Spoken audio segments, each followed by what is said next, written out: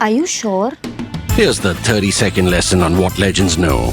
Never ask a bride why she's getting married. Don't wear a skirt on a windy day. Deodorant is not a shower. Don't sniff chili flakes. And don't forget, saving is not investing. Legends don't just save, they invest in mutual funds. Mutual fund investments are subject to market risks. Read all scheme-related documents carefully. RSS chief or Sarsang Chalak Mohan Bhagwat has spoken out. He was addressing Karyakarta Vikas Varg Dwitiya. So the RSS has a kind of training orientation for its volunteers, for its workers, or for its Swayamsevaks. There he spoke for about 37-38 minutes.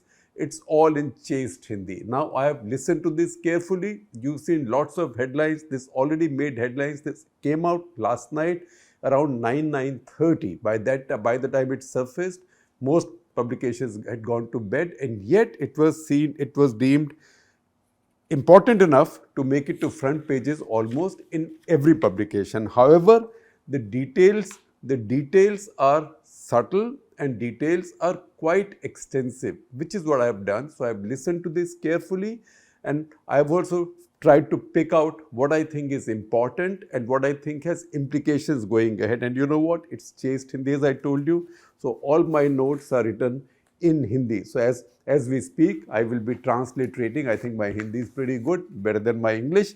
This used to be a somewhat more extensive program earlier. Now it is done in 2 sessions or two sections, Karyakarta Vikas Varg 1 or Karyakarta Vikas Varg 2. So what Sarsang Chalak was speaking at was the conclusion of Karyakarta Vikas Varg 2, second. And what is he saying? First of all, he makes an overview of the situation in the country, particularly after elections. And he says in elections, people compete with each other. Spardha hoti hai. Spardha means competition, rivalry, but it is not war. And that's where his burden is to tell his workers, and in fact through this speech, everybody, because now anything he says makes news, because after all, the RSS is the ideological parent and guru of the BJP, which is at the core, very strong core of this coalition as well. And the BJP has run the previous 2 governments. And the key figures in this government, as in the previous 2, all happen to have come from the school called the RSS. So he says his burden is that election campaigns, you compete with each other, but it should not become like war. However, the most significant point, if you interpret this, is what he has said about the need for selflessness and need to shun arrogance among workers. And that he has done by taking a doha, couplet for simplicity, from Bhakt Kabir. And what is it? I will read it for you. Nirbandha bandha rahe, bandha nirbandha hoye, karm kare karta nahi, das kahave soye. Well, what does it mean? I'm trying to simplify translation as much as possible. It says the one who maintains Maryada is decorum, good form. One who maintains decorum performs his duty, but remains detached. That means does not crow about what he has done, remains detached. And he says there is no arrogance that I did this, only I did this. Only such a person has the right to be called a sevak. That is seen to be a very important message from him, because he seems to be addressing what is seen as arrogance on the part of who, you figure that out. I leave it to your judgment, because that is the central message, and this comes upfront in his speech, that do your job, perform your duty, don't be arrogant, don't say that I have done all this. And for that he has pulled out this couplet or this doha from Bhakt Kabir. And then he explains it. He said, जो वास्तविक सेवक हैं, those who are real workers, वो मर्यादा का पालन करते हैं. They follow decorum. काम सब करते हैं, because he also pulls out one more line from Sanskrit, from a Sanskrit saying. It is कुशलस्य उपसंपदा. And then he goes on to say, कौशल पूर्वक सब काम करते हैं.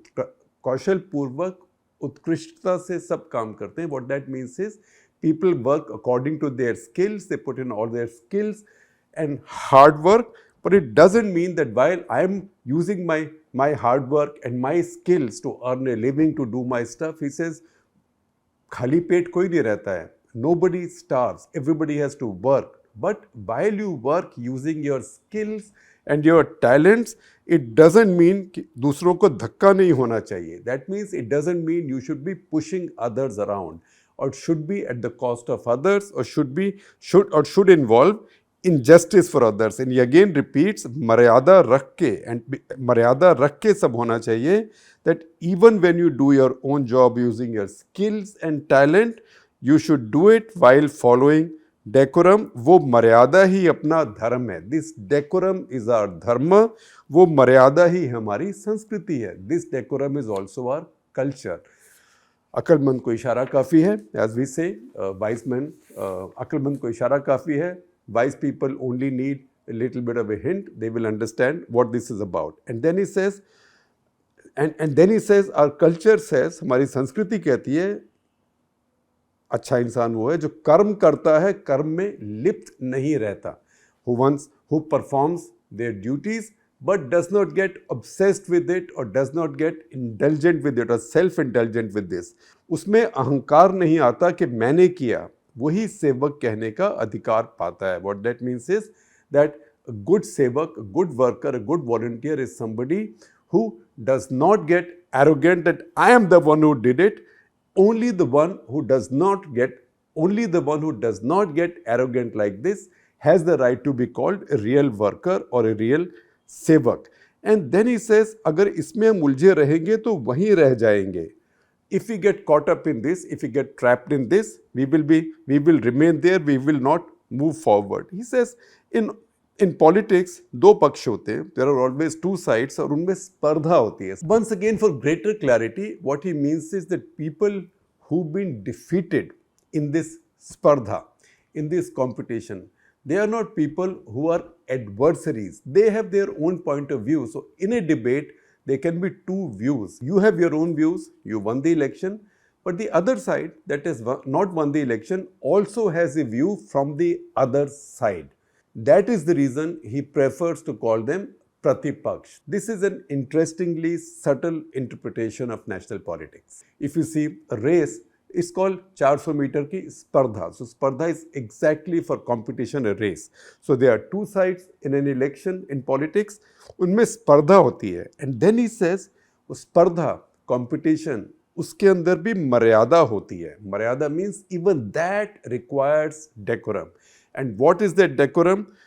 Decorum asatya. That means nobody should use lies and nobody should use bad language. And he also says that in this election campaign, मर्यादा का पालन नहीं हुआ. That is, in this election campaign, decorum was not followed. He does not say who did not follow decorum, but he says इस चुनाव में मर्यादा का पालन नहीं हुआ. He also makes a little reference to the RSS and the RSS's role in the election. So first of all, he says that मर्यादा का पालन नहीं हुआ, so much so that there were many controversies. Even an organization like the RSS was drawn into controversy. And then he says, very subtle point, he says the RSS performed its role as it always done in every election by fine-tuning public opinion, by fine-tuning, refining, you can choose your word. I'm using an approximate translation, fine-tuning public opinion. Beyond that, what happened, how it happened, who won, who lost, we are not concerned with that as an organization. But then he said, why are you getting elected? That's a question everybody has to understand. And he goes back to Vinoba Bhave quoting from Rig Veda. And Vinoba Bhave quoting from Rig Veda to say, and Vinoba Bhave quoting from Rig Veda to say that Rig Veda has quite consciously used an expression which does not imply 100% agreement. 100% सम्मति नहीं है, they may not be 100% agreement, उसके बाद भी सहचित. So सहचित is the expression from Rig Veda. What that means is that you can have a consensus without having unanimity, which he says is the essence of democracy. He said because there are two sides, just as a coin has two sides, there are two sides. So हर विषय के दो पहलू होते हैं. On every subject, there can be two opinions. So you can't say that just because you got elected, everybody has to agree with that. There will still be two views. At the same time, if you remember कि स्पर्धा युद्ध नहीं है, that competition is not war. Now he says Bahumat is not Ekmat, which means a majority doesn't mean unanimity. So people can disagree with you. So you can arrive at a consensus. A consensus is very important. So he says he doesn't like the expression Virodhi so much. That is the ruling party or the party that has won, and Virodhi party, because Virodhi means adversary. He prefers Pratipaksh. Now, Pratipaksh is difficult to translate in English because it doesn't exactly mean the opposition. Opposition will be close to Virodhi, in fact. What this means is the other side, that those who've not won the election are also on the same plane. They just happen to be on the other side. They are not adversaries. They are not enemies. On the election campaign, he said बिना कारण संघ जैसे संगठनों को भी इसमें खदेड़ा गया. And then he talks about misuse of technology for spreading falsehoods. And then he says, exact quote, चुनाव लड़ने की भी मर्यादा होती है, उसका पालन नहीं हुआ. At this point, he takes a little break and he talks about, he compliments the Modi government for having done a good job over the past 10 years. And he says India's image has gone up, India's economy has grown, strategically India has become stronger, India's image has been enhanced in areas of culture, art, science, technology, sports, etc., etc. India government faces challenges, he says, and then suddenly shifts to Manipur. And he says, एक साल से मणिपुर में आग लग रही है. That means for 1 year, Manipur is burning, Manipur is on fire.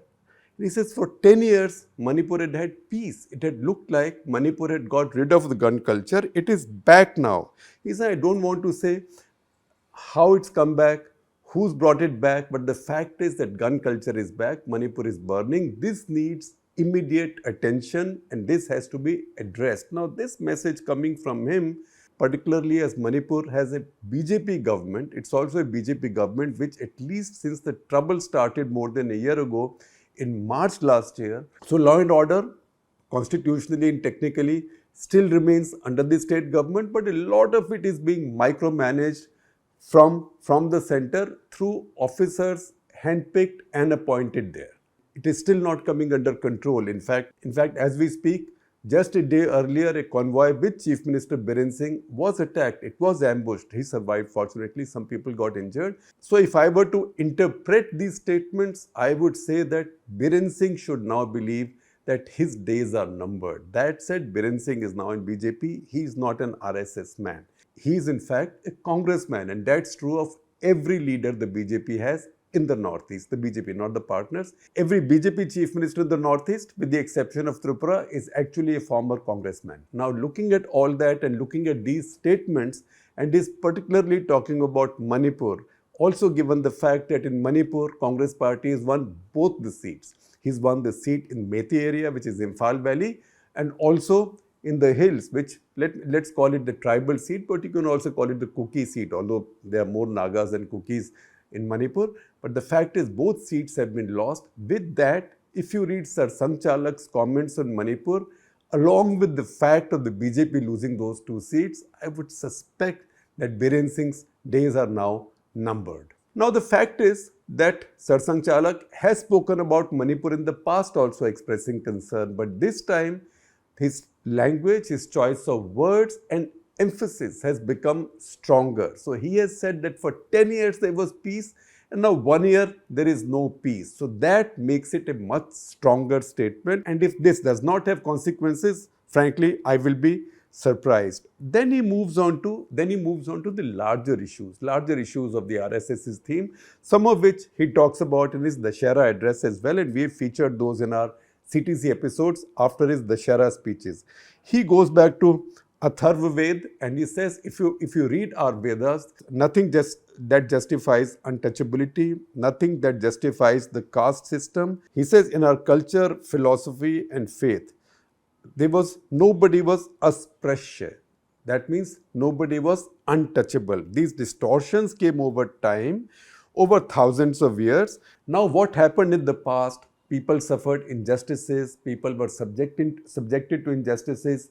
Those who suffered injustices are harboring that anger. So I would suggest that let's leave it all in the past. His exact words are, भूतकाल में जमा कर दें. Let's deposit this in the past and then move on from here. He's एक दूसरे को अपना समझे, treat everybody as your own. And jati, that is casteism, and that's where I have written something in English because he spoke in English, 3 words in English. He said jati ko lock, stock and barrel. Jati ko hum bahar kar dein, lock, stock and barrel. So that is then his attack on casteism. And then he says, hazaron saal ka paap hai. These are sins of thousands of years. These will not be washed so easily. These are sins of thousands of years. And these then require amends to be made. And he says that's why wherever you live, he's talking to this Swayamsevaks and the Hindu society which follows him now. He says wherever you live, in whatever community you live, you should make sure that you have family interactions, ana jana. That means visiting your neighbors, people in your community, khana pina, dining with them. Roti beti ka sambandh. Roti beti ka sambandh is a metaphor which is not easy to translate. That means people you dine with, people you eat with, share your food with, and people with whom you have marital relations. So खाना पीना और रोटी बेटी का संबंध सबके साथ होना चाहिए. And then he shifts to religion. First he's talked about distortions that have come up over time in Hindu religion. And then he says over time religions came from outside, and this is Islam and Christianity.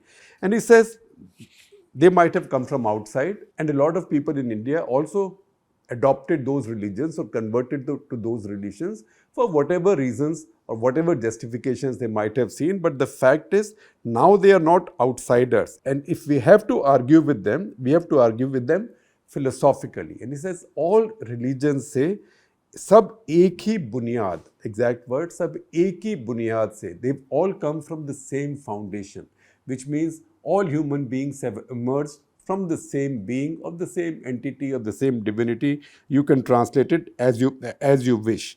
He said the problem has arisen, and this is his argument, and that's the way he articulates his position.